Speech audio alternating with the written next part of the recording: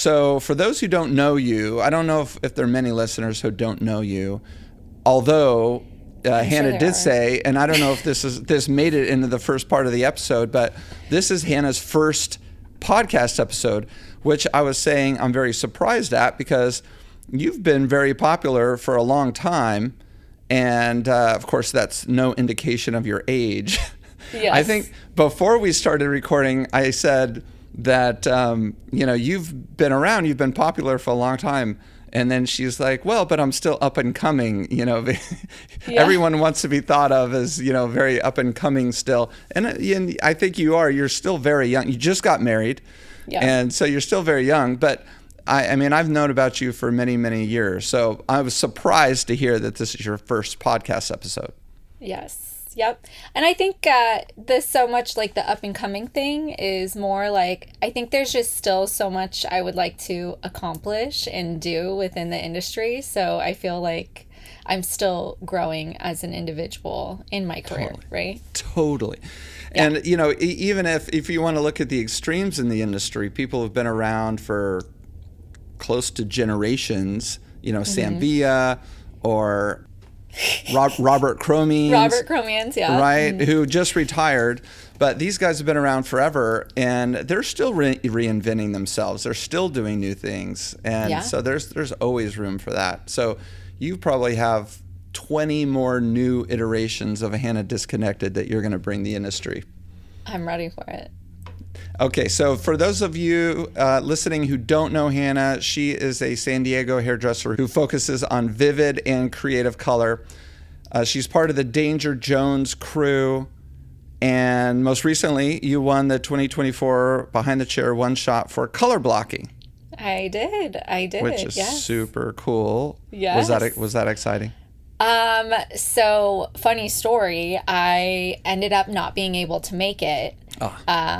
And I had to wake up to it, and everybody was sending me videos, was tagging me. My friend Christy, she was just on your podcast actually. Mm-hmm. She sent me a video, and she was probably the loudest person in that whole entire area, just like screaming.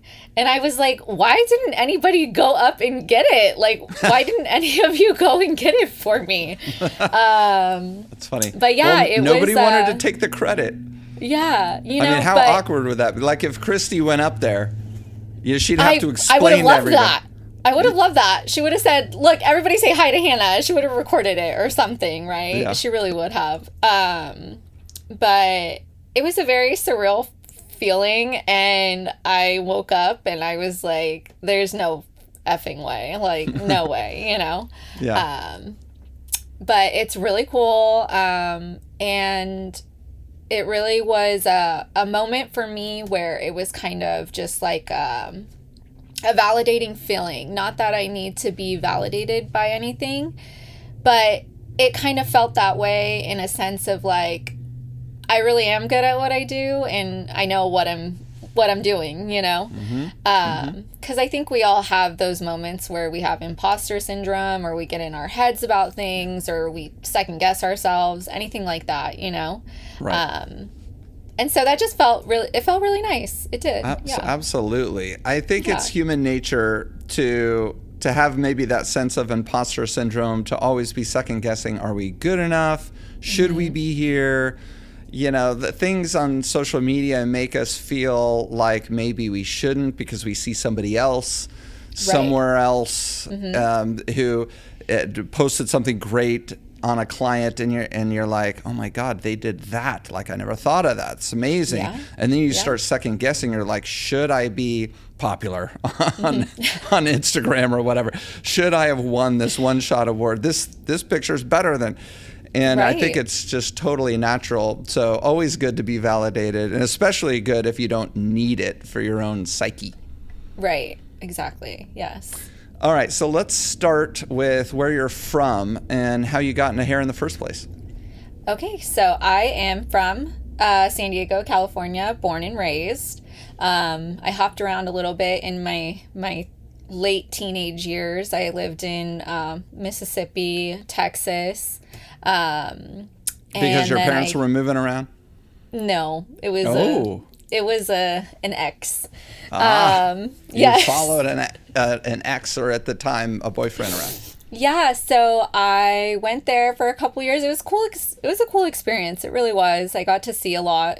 Being raised in Southern California, you know, heading to the South, it was very different. Very different. But I really did enjoy it. I really loved it down there. And then when I decided to go to school, so funny story, I'm sure you know Ruby Devine. Yeah. Yes. So Ruby Devine was my hairstylist in high school. Interesting. Yes. So Ruby and I go way back, and I love being able to see her at events and just hanging out with her all the time now, because it's like such a weird feeling that she is kind of the person who inspired me to want to do hair. Being my hairstylist when I was younger. And she was so cool, and she just thought of the craziest stuff to want to do all the time. And I just loved her and her essence of everything, right? And I was like, if I'm going to be like anybody when I grow up, I want to be like her, you know? Yeah, that's awesome. Yes. And so to this day, we tell everybody we've known each other for so long, and then people, because she lives on the East Coast now, they're like, you lived on the East Coast? And I'm like, no, she lived here. What are you talking about? Mm-hmm. And so she really inspired me to be who I am today. And going into school, I really didn't think I wanted to do color. I thought I wanted to do hair cutting and specialize in hair cutting. And color kind of just it fell into my lap, and I fell in love with it, and I was like, yeah, this is what I need to be doing. Okay, so did it fall into your lap after school or in school? So in school, you know, it's cosmetology school. We're all playing around, doing all kinds of crazy stuff. I mainly did it with extensions. And at that point it was 2008, 2009 when I was in school. And so I guess it was a thing, but it was definitely a little bit more still grunge, you know? Mm-hmm. Not everybody was having all of this beautiful color on their hair.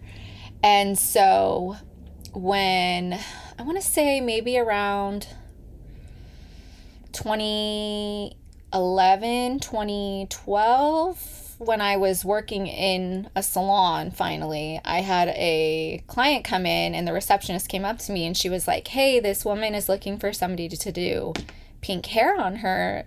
Can you do it? And I was like, yeah, I could do that. You know, yeah, it's fine. I can do it. And so to this day, Tess is her name, my client, and she has been my longest Vivid hair client. She's still my client to this day. And she always does pink. It's her signature color. But she is how it started for me. And then I just fell in love with doing it, and I started taking models, and I started really just putting it out there on social media. That's when Instagram was first starting. It was when Hair God Zito was big, and Philip and all of those people, you know? Yeah. And we all looked up to those people and wanted to create just like them, you know? Mm-hmm. And so, yeah, that's how it kind of all just fell in for me. So people often wonder about that inflection point, the beginning at which you start doing services like that. And when this client came in, yes, had you done vivid color before? I mean, it sounds like you were confident about delivering the pink that the client wanted, that Tessa wanted. Tess wanted. Yeah. So you had practiced before. Definitely, I had done it, but I was specializing more in blonding at that point. I assisted under a woman who specialized in blonding. I assisted underneath her for a full year, and I was just starting to kind of build and grow my clientele at that point. And I was like, if I can do the blonding portion, I know I can figure out the color theory for the creativeness, right? Yeah. And my whole life, I've always been a very creative person. If I didn't become a hairstylist, I wanted to become a journalist.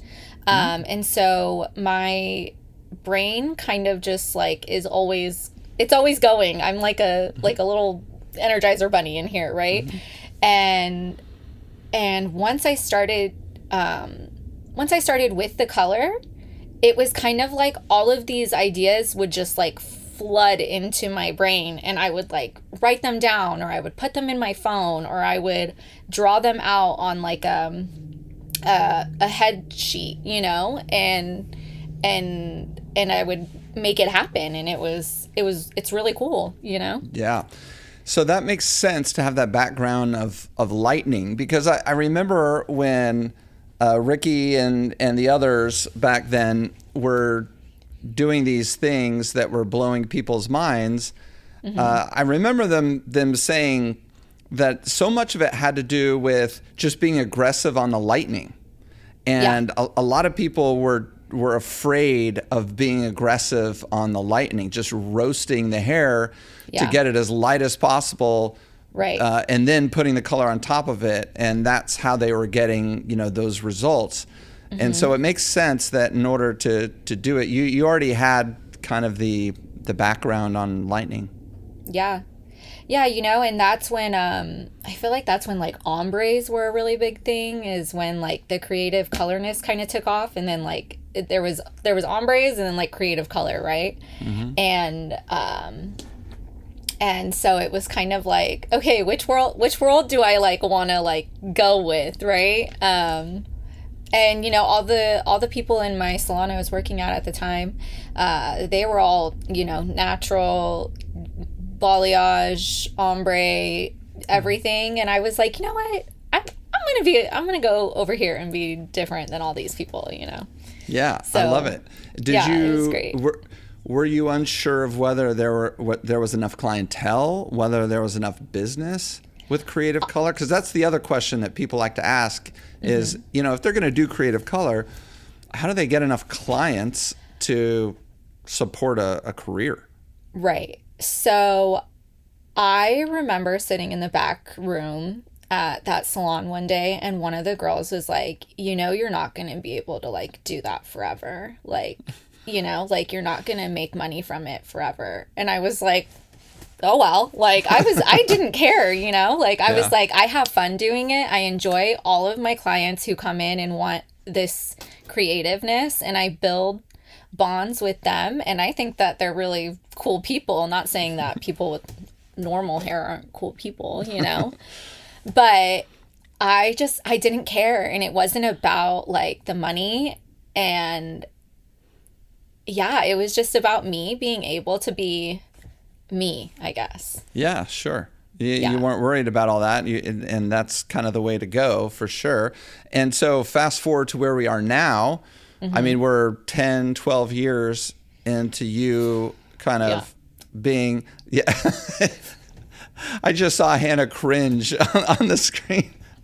Sorry to have put a year value on it. But so here we are. You've got all this experience doing creative color. And what percentage of your time is spent doing vivid color versus, let's call it quote unquote normal services like lightning or blonding or whatever? Yeah. So I feel like I have a pretty good like half and half. I feel like I do a lot of transformation clients still. So that's people coming in who want something completely different, whether it's blonding, whether it's creative color. I kind of thrive on doing more transformative colors. I think because it's just like the satisfaction of doing it. But I would say I have a good split, maybe 60-40. Maybe I have 60% creative color, 40%, my root touch-ups, my highlights, my blonding, my brunetting, anything like that, Yeah. And talk about kind of the cadence of services for a creative color client? Obviously there's grow out, there's fading that happens. And so what, like, let's just take Tess, for example. So is she still pink? Yeah. Okay, so she's still pink. So how often does she come in? Is it a root touch up with pink, or do you refresh the pink? How does it work?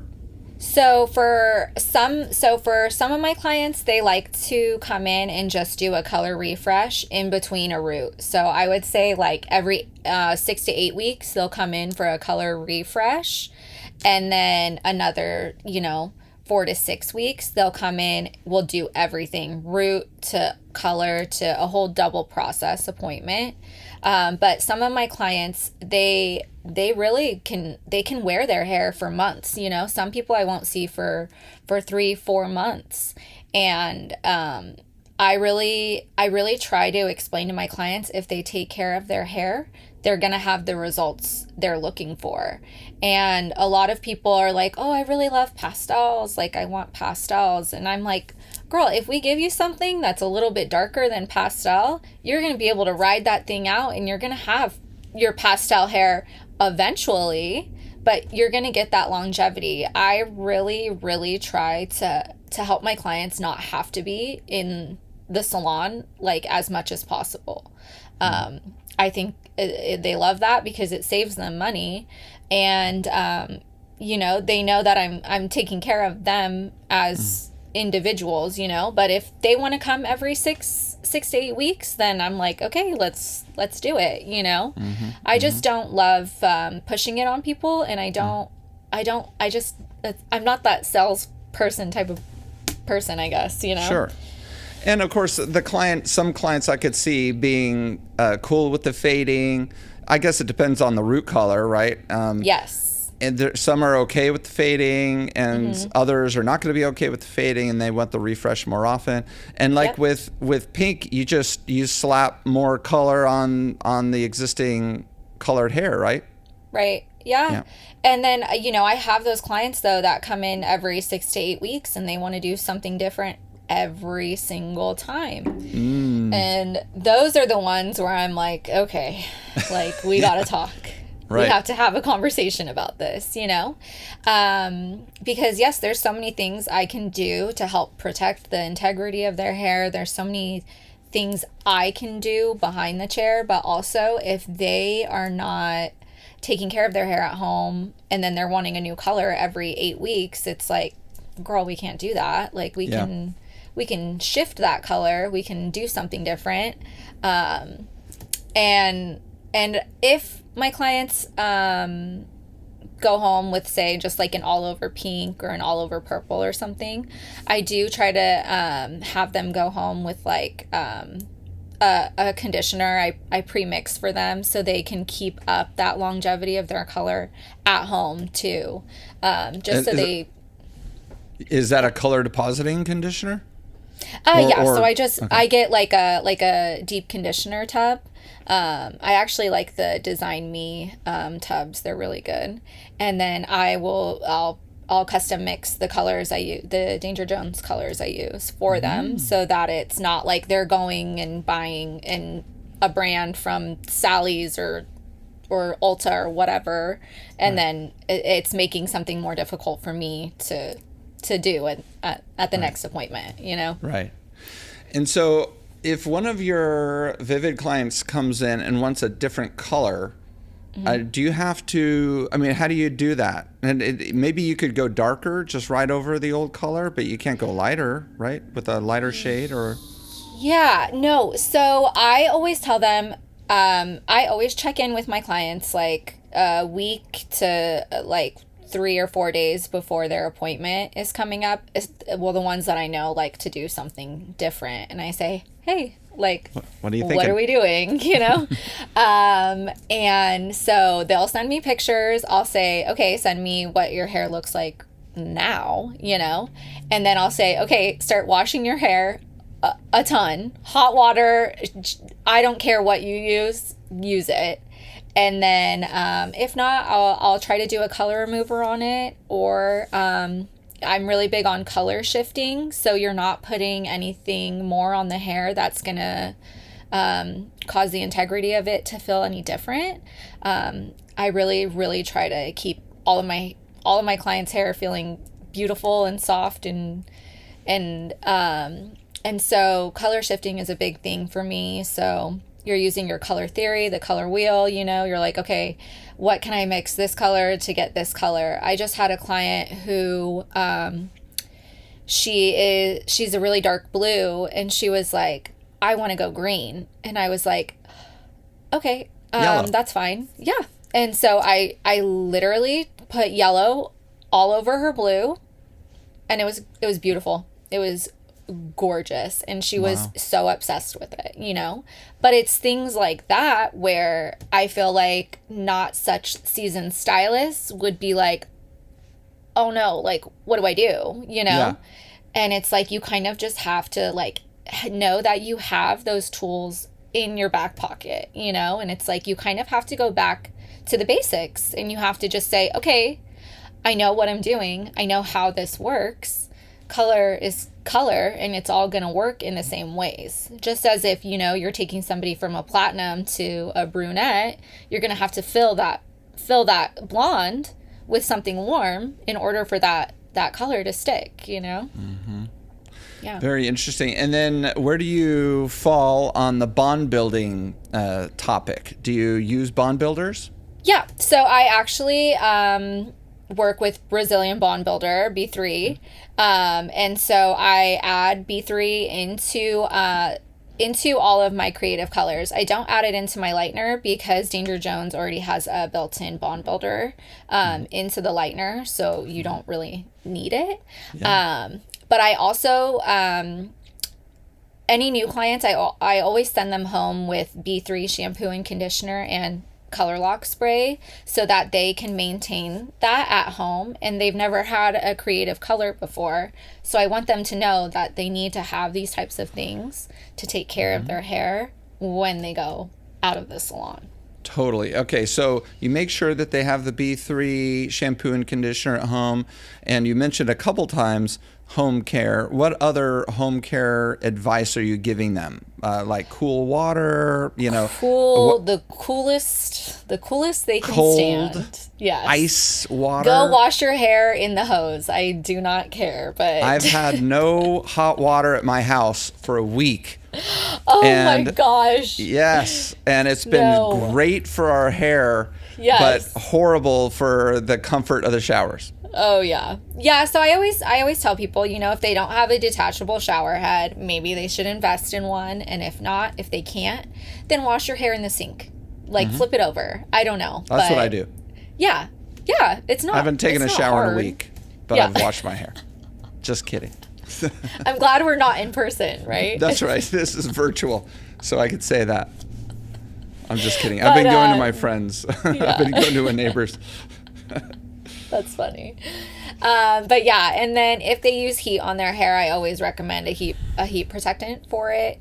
And then heat protectant product that they apply before they blow it out. Yes. Yeah. So always that. I am also a part of the K18 collective, so I really love the K18 mask, and I always tell all of my clients, if you can get this, get it, because I feel like it makes up to 100% difference in the hair. Is the mask what goes on before the service, or is the mask like the leave-in? The leave-in. Mm-hmm. Okay. Yeah. And then they have the oil too, which is also, it's a heat protectant oil, and you can use that wet, dry, whatever. But I really try to make my clients realize, like, if you are using these things, it's going to help, one, the integrity of your hair, two, the color not fading as quickly. And then as far as heat, if they use heat at home, I'm like, girl, you don't need that at 450 degrees. Please don't do that, So yeah. Yeah. And all of the tools, not all of them, but most of them have the little readout display these days, and you can make sure that you're not going to burn yourself or your hair. Yeah. Mm-hmm. Yep. Yeah, that's really good advice. And then did we talk about the cadence of the shampooing? Do you recommend like every so often, or is that just so subjective? I try to tell them wait at least 72 hours before they wash their hair at home after we do it in the salon. And if they can go 3 to 5 days, good. If they can go a week, even better. Some people look at me like I'm absolutely nuts when I tell them that. So yeah. So I try to say, okay, if you're doing it every 2 days, try to go one more day for me, and then try to push it one more day after that. You know. I find that everybody is so different on that one. Yeah. I've had barbers and hairstylists tell me all sorts of things. And then it wasn't until I started washing my hair every day that I had the healthiest scalp. You know, I no longer, So I'm an everyday shampoo. I think for us, it's not about like your scalp healthiness. Is more about the, I think it's more about the color, right? Sure. So I'm like, yeah, girl, if you go into the gym and you're super greasy, like, you can't help it, right? Like, you have to wash your hair. But I just recommend it for them for their color. What do you think about dry shampoos? I like have a love-hate relationship with dry shampoos because I think that they work for like a day, and then I feel like if they're not used properly, they can dry out your hair really quickly. And then I feel like what comes along with dry hair is breakage, right? Or just not feeling its best. It's starting to feel not good, and it's like you might as have well just washed your hair, right? Mm-hmm. Okay, so you mentioned Danger Jones, B3, K18. Talk about how various opportunities with brands have presented themselves to you and how you've chosen the ones that you have. Okay. And then what that relationship looks like. You know, what do you have to do? What do you get? What's the responsibility? Sell your soul like Jimmy Page. Yeah. No, so I really do think that having a following on social media obviously has helped me a ton. So as far as brands, though, I think... Who was the first one? I think B3 was the first one that I got involved with. And I don't even know what year that was. That was a while ago. It was probably maybe 2016, maybe. And then a little while later, I started working with Pulp Riot. With David and Alexis. They had started this crazy big company, right? And we were all loving it. And so in 2017, I started working with them. And I worked with them up until, when was that? When they sold? Yeah. Mm-hmm. Like maybe a year following. 2018? I want to say it was like 2020. After COVID? I think it was right after. Before I want to COVID. say like 2021. I want to say it was like right around there for me. Okay. You know, and at that point, like, they had built such a community for us. I had met so many of my friends, so many people that I love and adore in the industry. And after that, it kind of felt like very like, what now? Like, what do we do now? You know? And then I got a call to come and do the Danger Jones launch in LA. And I was like, I am there 1000%. Working with brands, I know a lot of people who are like, oh, like, it's money to them, right? It's like they'll take whatever they can get because they're getting paid for it. And that's not the case for me. I like to use products that I know are good and that I know, like, that I can sit back and say, okay, yeah, like, I use this and I know, like, I can tell everybody to use it, right? And know that it's not going to be some bogus thing, I guess. Yeah. And so David and Alexis have, they've not only created great products, but they've also created a very big community for so many people, and it feels really good to be a part of that community and to kind of be seen by so many different individuals who are the same. And so, yeah, I'm just so appreciative that I'm given these opportunities by them. You know, I've done multiple launches now with Danger Jones. I'm filmed, I'm flown, I've done trade shows, you know, you work on stage, on booth, and I really love it because you get to connect with so many people, and it's really fun, and it's really genuine, and we all just like have the best time like creating together. Yeah, that's amazing. And so what maybe not percentage of your time, but give us an idea of what you would do. You go to shows, you get flown. How often are you like filming things, for example? So let's see. 2024, I filmed 3 times. So February, September, and December. But then you think between February and September, those are all shows. Shows. You know? I didn't work any shows last year, but I just went to kind of just go and support my friends who were working and just be there for everybody. And so I went to Anaheim, which I think was in January last year, actually. And Orlando. Okay. Yeah. Very cool. So I was going to go somewhere else, but you just brought up shows, and I think this is something that has changed post-COVID. And what is your impression of just kind of the show circuit now and the show experience for a beauty professional? How has it changed? How has it changed? I feel like it has. I feel like it's definitely smaller. Definitely smaller. Fewer attendees at the shows. Yes. And I think like show floors, like there's not as many brands, right? And I don't know if that comes down to just like not wanting to pay for it, or just not, I don't know, you know? Right. But I remember being in hair school and going to ISSE back then, and it was like the most amazing thing. Right. Yep. And I think for myself, it's hard when you are working a show. You're working the whole day. You get there at 8 a.m. and you're a very, very long day.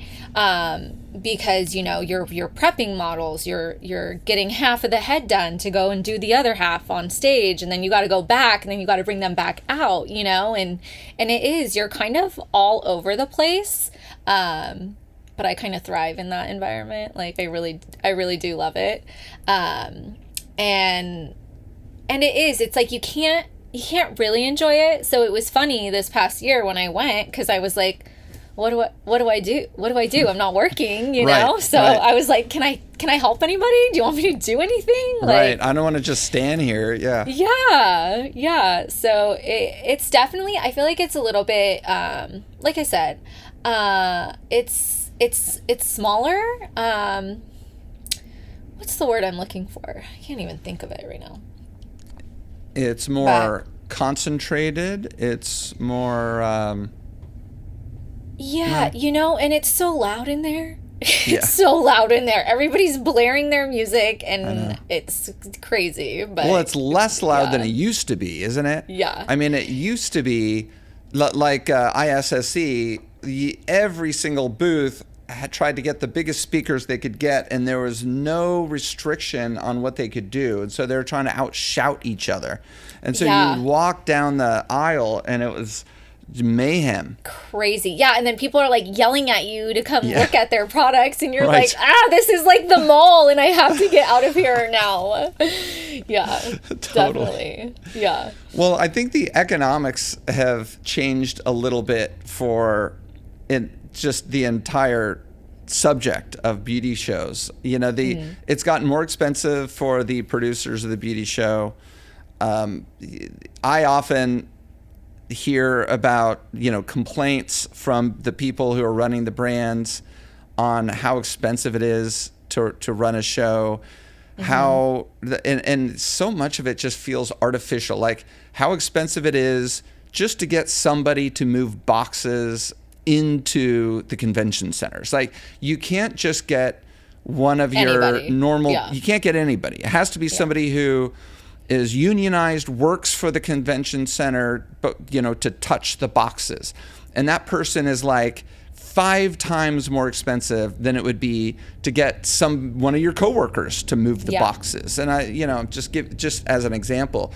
And so you've got these inflating costs and meeting the lower attendance.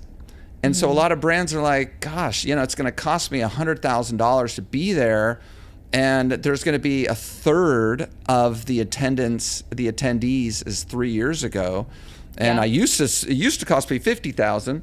So how can I justify? And there used to be more people probably coming also. Yeah. How can I justify paying a lot more to get a lot less? And the producers of the show have created kind of new restrictions. For example, all the classrooms, we, the Hair Game Podcast, used to be able to get a classroom and have various, productions, if you will, there in the classroom, whether they're a podcast or whether they're bringing, somebody popular up there for questioning or whatever. And now the producers of the show, in order to try to hold on to those paying brands, only give the classrooms to those brands who are buying floor space. So then what you end up with is certain brands don't want to pay to have a display on the floor, but yet they want the classroom to hold a class. Yep. And so you end up with, a 40 by 40 piece of floor space that has a small kiosk that says, see us in room, 21, 22. And it just kind of sucks the excitement out of the experience, I think. But it all comes down to what I originally mentioned, which is just the changing economics of the entire thing. Definitely. So there you go. I hope that they continue, and I hope that they are able to build their attendance. I don't think I went in 2024. I went in 2023, but I didn't even go in 2024. I think because 2023 was disappointing in Anaheim. Yeah, so I worked the Danger Jones booth and show in Anaheim 2023. That was their first show. Yeah, and I was there. I saw David and Alexis. I probably waved at you, but you were probably busy. Probably. But yeah, we didn't have mics that show. They were like, oh, we're not going to mic you guys up. Like, we want everybody to come up and kind of like, be more intimate and talk and like, and we were like, okay, cool. But I found myself like screaming the entire time because it's so loud in there. And so after that, they were like, yeah, we got to mic everybody up. And I was like, well, there goes that. It was a great booth. I mean, David and Alexis do such a good job on all their kind of productions, starting with Pulp Riot and doing a great job with Danger Jones. Danger Jones has a different feel to it. It seems 100%. Yeah. Right? Yeah. Yeah. I like That's it better. really cool. You like it better? Yeah. Yeah. It's I don't know. I mean, there was a lot to like about Pulp Riot, and they both seem great. But so tell the listeners who aren't familiar with Danger Jones, don't give us a commercial, but tell us kind of what's the deal. I mean, is it Pulp Riot Redux, version 2.0, or is it got its own thing? I really do think it has its own thing. They are really, really trying to build a community where everybody feels equal in the same, whether you're creative color, whether you're blonding, and there are so many new people added constantly, that we're constantly getting new education. You know, they're really pushing on like education right now, and I really think they're going to change a lot in the industry. Not that they already haven't, you know, but I know that there's going to be a lot of different things coming and happening, and I think everybody is going to be really excited about all of it. Very cool. Let's talk about social media. This is something that we always have to talk about, you know, to some degree. So where's your head at with social media these days? Let's start with this. I know that was such an open-ended question. It's like, where do you start? Are you on TikTok? I am on TikTok. I actually have I have a good amount of followers on TikTok. I have about 24,000 on there. So I mean, it's not anything crazy, but it's a good amount, right? And I go through like my waves on TikTok. It's like I'll post a bunch and then I won't post for a while, you know?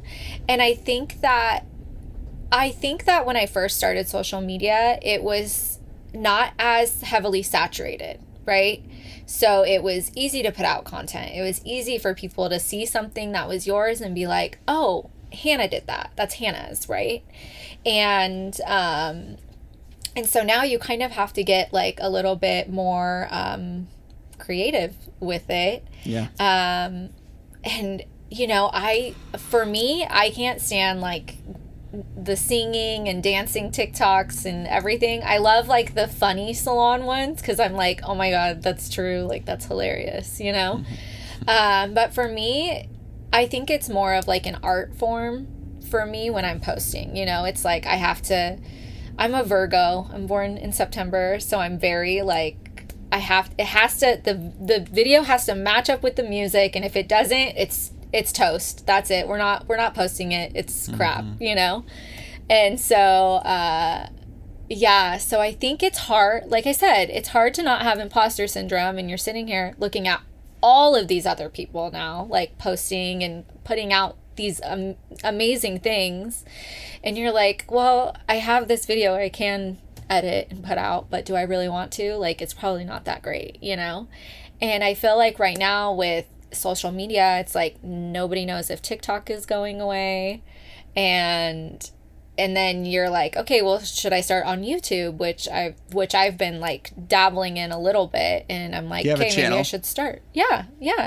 And then Instagram, the algorithm it's constantly changing, you know? Always. And you can't keep up with it. So you're like, okay, should I post like a carousel of pictures? Should I be posting reels? Like, should I have a sound on this photo? Should I not? Like, what sound do I use? What's popular? What's not popular? I don't know, you know? Yeah. So that's how I feel about it. I think that's how everybody feels about it. I think that's very natural. And of course it's kind of frustrating. Yeah. Everybody kind of wants to be able to figure it out so they could be more efficient on it. Yes. And definitely. get what they want out of it. Mm-hmm. But, you know, I guess, you know, Meta doesn't want people to figure it out because they don't want people to game it. And then, of course, they want to push people into paying them. Yep. You know, for to get views engagement. Or to anything, you know? Mm-hmm. And it's kind of crazy, right? Like. Yeah. So what's your current routine with it? How often do you post, or do you just post whenever you got something decent? Like, do you have and like how many hours a day or a week are you spending? You know, so if I feel like I don't have something worthy of posting, I always try to recycle content too, you know, or I'll be like, oh, I never, you know, I'll have videos where I'm like, oh, I thought I made this video and I didn't, and then I'll have to go back and edit a whole thing, you know. I wake up really early in the mornings. I think I texted what time? Donovan at like 4:40 this morning because I was like, is everybody okay? Like, do you guys need to reschedule because of the fires? And we were going to have to reschedule if I didn't have power in the office. We have because I don't have power at my house, which is about 15 minutes from the office. So I texted Ryan, who also works in the office here at Salon Republic HQ, if you will. Yeah. And he said, yeah, we have power. So we were good to go. Okay. Yeah. Well, see, because that's the same thing. Like our power could have got shut off within even now for a couple more days, you know? Yeah. So I was like, I just want to make sure everybody's good, you know? Yeah.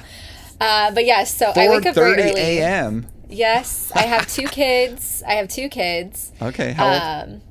12 and 7. Okay. 2 boys. My 7-year-old loves to wake up with me in the morning and talk my ear off. He's just like me. It's ridiculous. So but cute. yeah, but my 12-year-old, he is very much my preteen, and will sleep as long as he can. But so I like to get up in the mornings and I have my routine. I get up, I feed the dog, I make my coffee, and then I sit and I'm like, okay, now is my time to edit. Right? Okay. To put something together. I feel like I've been doing it for a very long time. I can get something done in 30 minutes. The hardest part for me is the music. It's always the music. Or if I'm doing a voiceover, I have to wait until I'm like in the car by myself at work or something, right? Right, because the kids are going to be there. My household the dog is insane. Yeah. Insane. I'm actually I'm in our trailer right now because it's trash day, and my dog will bark at the trash truck. So I'm sitting outside in our front yard in the trailer right now. That's really funny. I'm looking at your background. I'm like, are those acoustical panels? I mean, for somebody who's never been on a podcast, that looks pretty pro. It looks like you've been waiting for somebody to ask you to be on a podcast. Well, so it was funny. The salon I work at, I asked the owner. I was like, "Hey, I'm gonna be on this podcast. We have like a processing room there," and I was like, would it be okay like if I came and used like the processing room? She was like, yeah, totally, like it's fine. And I was like, you know what, I don't have to go to work on my day off. I could just go in I just go in the trailer. It's fine, right? It's perfect. Yeah, I mean, you look like a pro over there. You look like Joe Rogan. You do this every day. Maybe I should just start a podcast. Maybe I'll do that. You should. From the trailer, live from the trailer. That's right, the Hannah Game podcast. Yeah, but yeah. So as far as content and editing and posting, I try to get something out at least once a week. If I can, I'll do more. And I really love doing reels. I really love making videos. And I feel like sometimes just seeing a photo is kind of boring, unless it's like a really good photo, So yeah, so I spend a majority of my time, I probably, per week, maybe 3.5 hours total, But that's in between, in between doing all the salon duties and then my mom duties and everything, Right. So That's pretty good. That's pretty good. Yeah. So because you're a behind the chair hairstylist, I like to ask, have you noticed any change in client behavior over the last, however much time, 6, 12, 18 months, 2 years? People are always wondering, like, I'm seeing this. What are you seeing? This is happening over here. What's happening over there? Anything that's worthy of mentioning? Yeah, so I saw a lot on TikTok and like Instagram during the holiday season. Everybody was saying they were so slow and nobody was coming in, nobody was working in the salon. And, our salon was full. I worked every day except Christmas Day, and then I took off New Year's Eve and New Year's Day and I went back to work,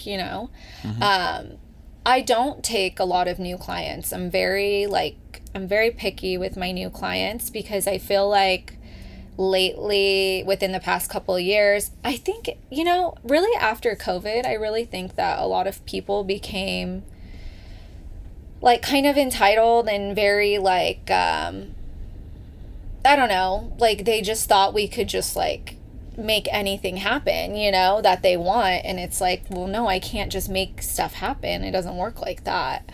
And so I just feel like I've personally built like a really great clientele that is very understanding of my time, and I'm very understanding of their time. And that, you know, like, I'm a mom. If I have to, if my kids get sick or if something happens, I have to go get them. Like, they're really understanding about that. And the same thing, you know, I have my policy set in place, obviously, like, if somebody no shows, late cancels, whatever.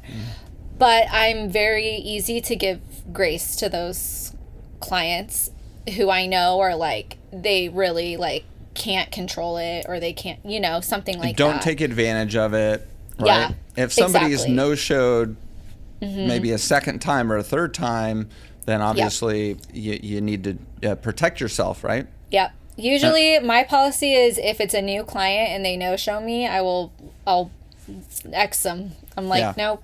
Yeah, that was not worth my time. Clearly. It's like dating, right? Yeah, I mean, you know, the red flags come kind up. of like, ask questions and get to know them a little bit before you're like, yeah, you're a good one. Okay. Right. Yeah. Yeah, I get it. It's like some guy stands you up on the first date. That's it. You know, you're not gonna. I did that to my husband. So. No. Yeah. You stood him up on the first date. Yep. And how did he? Well, first of all, why? There was a lot of life happening, and you know what, I was just like, you know, no, like, this is probably not gonna be like a good thing. It's probably too good to be true. Like, I'm not even gonna, no. Why? He's rich and good looking and treats you well? Just kidding. Exactly. There's something wrong there, right? Right, there must be something wrong. No, but no, and so he ended up messaging me and writing me like this really long, nice like thing, and I was like, fine, you were like, stalker. Yeah, I guess. No, yeah, we've been together ever since. So yeah. And then he showed up at your apartment and he was banging on the door. How come you still? Absolutely not. Absolutely not. That story could be so fun. Oh, you know? Yeah. It could. You just missed an opportunity Luckily, for a really funny story. I have a lot of really funny stories. Well, I'm glad it worked out. That sounds great. And I'm glad he hung in there with you and was patient. Yeah, me too. All right. So if... no, I'm not going to ask you that question. I'm going to jump straight to the hair... Well, okay, fine. If you could wave a wand and change anything about the industry right now, what would it be?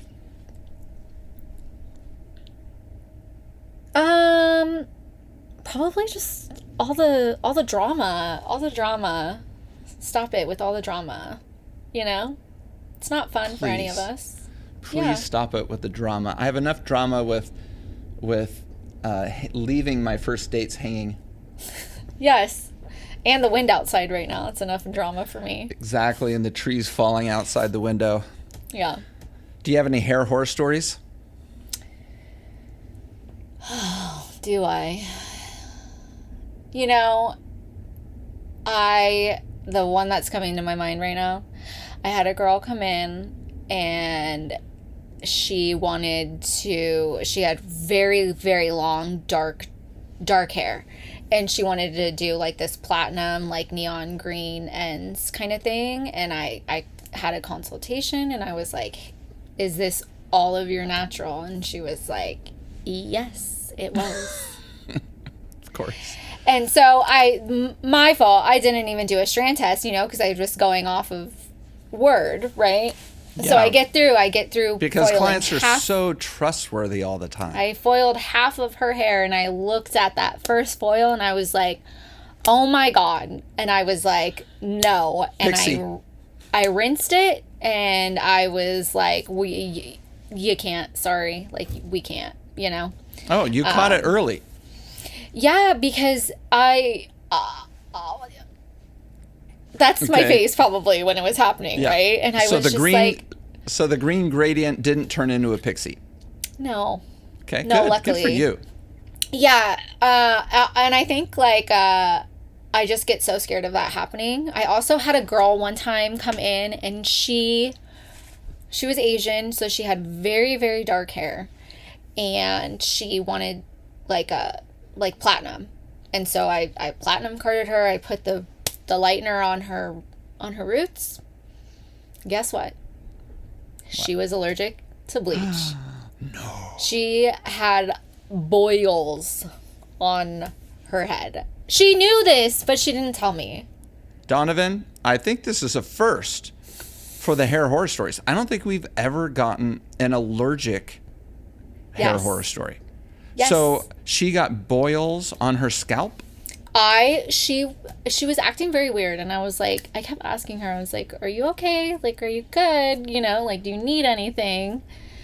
And then she told me, and as I was like, we are washing you immediately. I don't even care what your color your hair is at this point. So she knew she was allergic to bleach. Yes. And she wanted to do it anyway. Mm-hmm. And so she's remained my client. And so the next time she came in, I actually had the receptionist write something up for her to sign saying, like, she acknowledges, she knows that I'm using bleach on her. Like, it was a whole thing. It scared the crap out of me. Wow. Yes. And the release says something like, if you go anaphylactic and die. Yeah, and so after that, I didn't ever put bleach on her ever again. I foiled her, you know, but if in anything, you know, like, I'm not held liable, basically. Right. You know, which is crazy. The price of beauty. Yeah, you know, because some people, like, what if something would have happened? She could have sued me or something. Oh, it happens you know, all the time. And so, yeah, and so, like, that's the thing. That's why I'm like, oh, new clients. Oh, no, yeah. Thank you. Yes. Ah, wow. Okay. I had a question. Let's see. Does she take, like, Benadryl? Does it help if she takes I don't know. anti-allergy? It's interesting. I guess it probably depends on, like, how serious your allergy is, maybe. Yeah. Interesting. Okay. Never had that one before. That's pretty cool. Oh, well, it wasn't when it was happening. No, I know. Well, it's cool because it's cool now because it wasn't cool then. That's what makes it cool now. Yes. Yeah. She's not my client anymore. I don't know what happened to her, but it's okay. Well, at least you're protected from a liability standpoint if she comes back to you. Yes. Any last words for the community? I would just say to be you and to just do what you feel is good for you. Yeah. Don't try to be like anybody else. That's right. I think that's great advice. Yeah. I think that's great advice. Well, this has been so fun talking and so fun being your first podcast. Yes. Thank you so much for having me. It's been a blast, and I didn't feel nervous at all, but I was like, I didn't know what you were going to ask me. And so I was like, I don't know how to answer anything because I don't know what I'm being asked. That's right. I don't tell our guests what I'm going to ask them. And to tell you the truth, typically how I do it nowadays is I take, maybe an hour before our conversation. Mm-hmm. And so we came on here at 10 o'clock a.m. So at about 9 o'clock a.m., I had my coffee in one hand and I used the notes section on my phone. Mm-hmm. And I just start writing down questions just based on my curiosity about Hannah Disconnected. Who is she? How does she do things? And that's how I do it. So if you asked for questions, I would not have been able to give them to you any more than 5 minutes in advance of the conversation. So I feel like, hold on, let me read this really quick, please. Yeah. Read over these. And these are not hard questions I ask, These are easy questions because it's what you do. I just try to base it off what the audience is curious about. And sometimes the audience sends us questions like that maybe I haven't asked, and I'll throw that into the mix. I kind of have a list. I have like a database of questions. Okay. But there's so many that I can't use them all in one conversation. So I tend to just base it off of my own curiosity. So no, you did awesome. It was super fun to get to know you, and I'm sure our listeners enjoyed this conversation, and I look forward to seeing you at one of the shows. I know they did, right, listeners? That's one of the downsides. You know, if we were in front of people, everybody'd be like, yeah. But here, you don't hear anything. So no. You guys should, like, add applause. You hear that, Donovan? Add applause, like, in the background. Woo! There it is. Perfect. Round of applause. Okay. Thank you so much, Hannah. And of course. see you soon. Okay. Have a good day.